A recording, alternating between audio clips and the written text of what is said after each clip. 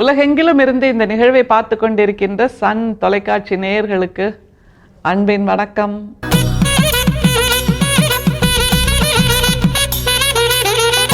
பொதுவாக நம்மளோட பொது புத்தின்னு ஒன்று இருக்குல்ல, அதில் இருக்கக்கூடிய இமேஜ் பிம்பம் சித்திரம் என்னவா இருக்கும் அப்படின்னா, ஆன்மீகத்தில் அதிகமாக ஈடுபடுபவர்கள் அப்படின்னா என்னவா இருக்கும், அவங்க புறத்தோற்றத்தில் வேறு விதமாக இருப்பார்கள், மற்றவர்களைப் போல் இருக்க மாட்டார்கள்.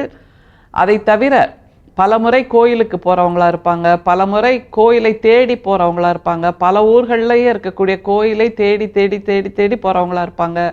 ஆன்மீகத்தில் இருக்கக்கூடியவங்க அப்படின்னா பழம்பாடல்களையெல்லாம் அப்படியே கடகடன்னு ஒப்பிப்பவங்களா இருப்பாங்க. அப்புறம் புராண இதிகாச அந்த கதைகளையெல்லாம் எல்லா விதமான கதைகளையும் திரும்ப திரும்ப கிளிப்பிள்ளை மாதிரி சொல்கிறவங்களா இருப்பாங்க. அப்படியெல்லாம் தான் நம்ம நினச்சிட்ருக்கோம். ஆனால் இந்த கதைகளையெல்லாம் திரும்ப திரும்ப சொல்லணும், மந்திரங்களையெல்லாம் திரும்ப திரும்ப சொல்லணும் அப்படின்னா அதுக்கெல்லாம் எந்திரங்கள் வந்தாச்சு. அப்போ அந்த எந்திரங்கள்லாம் ஆன்மீகத்தில் விற்பனர்கள், ஆன்மீகத்தில் உயர்ந்தவர்கள்னு ஆகுமா? ஒரு கேள்வி வருதா இல்லையா? எந்திரம் எப்படிங்க ஆன்மீகமாக முடியும்? எந்திரம் எப்படி ஆன்மீக விற்பனராக முடியும்? மனிதர்கள் தானே ஆக முடியும் அப்படின்னு ஒரு வியாக்கியானம் நம்ம சொல்வோமா இல்லையா? அப்போ மனிதர்கள் தான் ஆக முடியும், எந்திரங்கள் ஆக முடியாதுன்னா என்ன அர்த்தம்? எந்திரங்களுக்கு உணர்வுகள் கிடையாது. அவர்கள் பதிந்து வைக்கப்பட்டவற்றை திரும்ப திரும்ப சொல்லுவார்களே தவிர அவர்கள் உணர்வெழுச்சியோடு சொல்வார்கள் என்று கிடையாது. நேற்றை விட இன்றைக்கு அதிகமாக பண்பட்டு இருப்பார்கள் என்று சொல்லவும் முடியாது. நேற்றை விட இன்றைக்கு அதிக இரக்கத்தோடு இருப்பார்கள், கடவுள் புரிதலோடு இருப்பார்கள் என்று சொல்லவும் முடியாது.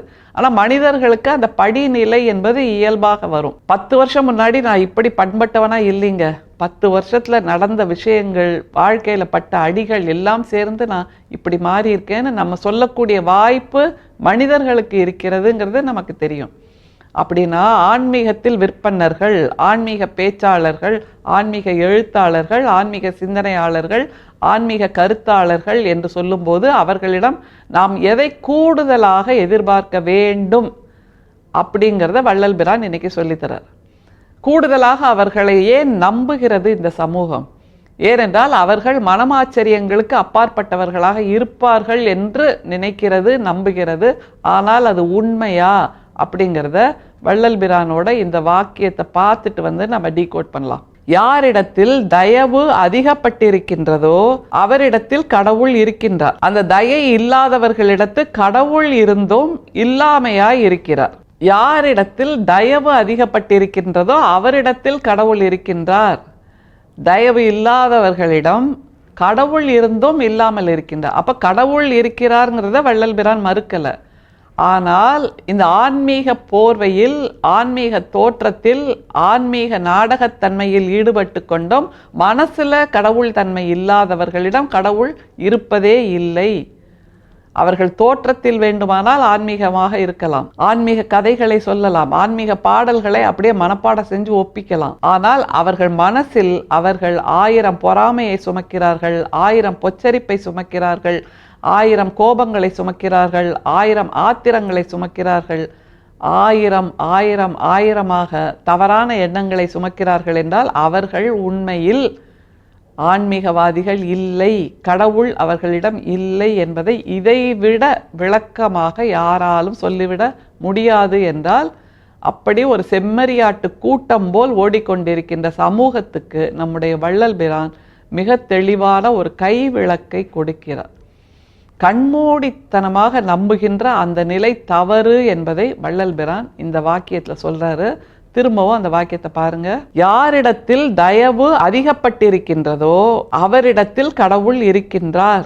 இது ரொம்ப முக்கியமான ஒரு வாக்கியம். யாரிடத்தில் தயவு அதிகப்பட்டிருக்கின்றதோ அவரிடத்தில் கடவுள் இருக்கின்றார். நம்ம இந்த பிளாட்ஃபாரத்துல எல்லாம் பூ விற்பாங்க, காய்கறி விற்பாங்க, இந்த மாதிரி சின்ன சின்ன பொருள்லாம் விற்பாங்கன்னு வைங்களேன். நாம் ஒரு குழந்தையோட கூட்டிகிட்டு போகிறோம், ஒரு 3 முழம் பூ கொடுமா அப்படின்னா 150 ரூபாங்க அப்படின்னு சொல்லுவாங்க. என்னம்மா இவ்வளோ விலை சொல்கிற, கொஞ்சம் குறைச்சிக்கோ அப்படின்னா உனக்காக நான் குறைச்சி கொடுக்குறேம்மா, சரி ஒரு 130 ரூபாய் கொடு அப்படின்ட்டு அவங்க அந்த முழம் போட்டு 3 முழம் பூவை நமக்கு கொடுப்பாங்க. 130 ரூபாய்க்கு 3 முழம் பூங்கிறத கராராக நம்மக்கிட்ட வாங்குற அந்த பூக்காரம்மா நம்ம பக்கத்தில் இருக்கிற குழந்தைய பார்த்தோன்னா, செல்லம் வாடி கண்ணுங்க, உன் தலைக்கு நான் பூ வச்சு விடுறேன் என்று கூடுதலாக ஒரு முழம் பூவை எடுத்து அந்த குழந்தைக்கு தலையில் வைத்து கூடுதலாக அந்த குழந்தையின் கன்னத்தில் முத்தம் கொடுத்து அப்படியே அழகா திருஷ்டி கழித்து முத்தம் கொடுத்து தலையில் முத்தம் கொடுத்து வாழ்த்தி அனுப்புவாங்கல்ல. அந்த ஒரு முழம் பூவுக்கு அவர்கள் காசு கேட்பதில்லை. அந்த நெத்தியில் திருஷ்டி கழிக்கிறதுக்கு காசு கேட்கறதில்லை. உச்சந்தலையில் கொடுக்கின்ற முத்தத்துக்கு காசு கேட்பதில்லை. நம்மிடம் செய்கின்ற வியாபாரத்துக்குத்தான் காசு கேட்கிறார்கள். அப்படி என்றால் அவர்களிடம் உண்மையிலேயே தயை அதிகமாக இருக்கிறது. அவர்கள்தான் உண்மையில் இறையை உணர்ந்து இருப்பவர்கள். அன்பு செய்வதுதான் இறை என்பதை அவர்கள் மந்திரங்கள் மூலமாக சொல்வதில்லை, வியாக்கியானங்கள் மூலமாக சொல்வதில்லை, பல புராணங்களை படித்து சொல்வதில்லை, இதிகாசங்களை படித்து சொல்வதில்லை. பாரு நான் இவ்வளோ பாடல்களை மனப்பாடமாக ஒப்பிக்கிறேன் அப்படின்ற பெருமிதத்தோடு கர்வத்தோடு அவர்கள் இருப்பதில்லை. ஆனால் அன்பை செய்து காட்டுகிறார்கள். அன்பை செய்கின்றவர்கள் யாரோ அவர்களிடம் இறை இருக்கிறது. அவ்வளோதாங்க. அந்த வள்ளல் பிரானோட ஒற்றை வாக்கியத்துக்கு இன்னமும் நீளமாக நாம் வியாக்கியானம் பேசலாம். திரும்ப பாருங்க அந்த வாக்கியத்தை.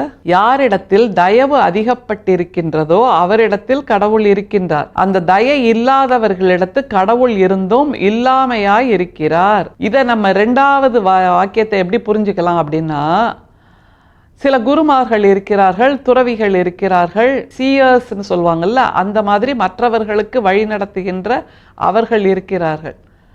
அவர்கள் தாங்கள் பல்லக்கில் ஏறி உட்கார்ந்து கொண்டு எளியவர்கள் அந்த பல்லக்கை தூக்கி சுமக்க வைக்கிறார்கள் இல்லையா. இது வழி வழியாக வந்ததுங்க, காலங்காலமாக இதாங்க எங்களோட பழக்க வழக்கம் அப்படிங்கிறாங்களே. என்னோட 100 கிலோ வெயிட்டை 4 மனிதர்கள் தூக்கி சுமக்க வைப்பது என்பது என்ன விதமான பண்ணையார்த்தனம், அடிமைத்தனத்தின் அடையாளம். அப்போ அவர்கள் அந்த குருமார்கள் இறை நம்பிக்கையுள்ள, இறை உணர்வுள்ள, ஆன்மீகத்தில் ஈடுபட்டிருக்கின்ற அந்த அடையாளத்தோடு இருக்கிறார்களே தவிர அவர்களிடம் உண்மையில் அன்பு இல்லை, தயை இல்லை, கருணை இல்லை என்றால் அவர்களிடம் உண்மையில் இறை இல்லை. அவ்வளவுதான். அதனால தான் வள்ளல் பிரான் வெள்ளுடையாக இருந்தார். தன்னை எந்த விதத்திலும் அவர் அகங்காரமாக காட்டிக்கொள்ளவே இல்லை. அகங்காரம் என்பதை முற்றிலுமாக தன்னிடமிருந்து விலக்கி வைத்திருந்தார். ஆணவம் என்பதை தன்னிடமிருந்து விலக்கி வைத்திருந்தார். எல்லா இடத்துக்கும் அந்த குரடு செருப்பை போட்டுக்கொண்டு நடந்து நடந்து நடந்து சென்றவர் நம்முடைய வள்ளல் பிரான். எந்த விதத்திலும் தன்னுடைய உடை கூட மற்றவர்களின் கவனத்தை ஈர்த்து விடக்கூடாது, சிதறடித்து விடக்கூடாது என்பதாக அவர் வாழ்ந்திருந்த அந்த எளிய வாழ்க்கைதான் உண்மையில் இறை வாழ்க்கை என்பதை இந்த 2 வாக்கியத்தின் மூலமாக நமக்கு தெளிவுபடுத்தி இருக்கிறார் நம்முடைய வள்ளல் பிரான். இனிமேலாவது அந்த தோற்ற பிழைகளிலிருந்து நாம் தப்பித்தால் அதுதான் உண்மையான இறை ஞானம், இறை அனுபவம். அருட்பெரும் சோதி, அருட்பெரும் சோதி, தனிப்பெரும் கருணை, அருட்பெரும் சோதி. மீண்டும் சந்திப்போம். நன்றி, வணக்கம்.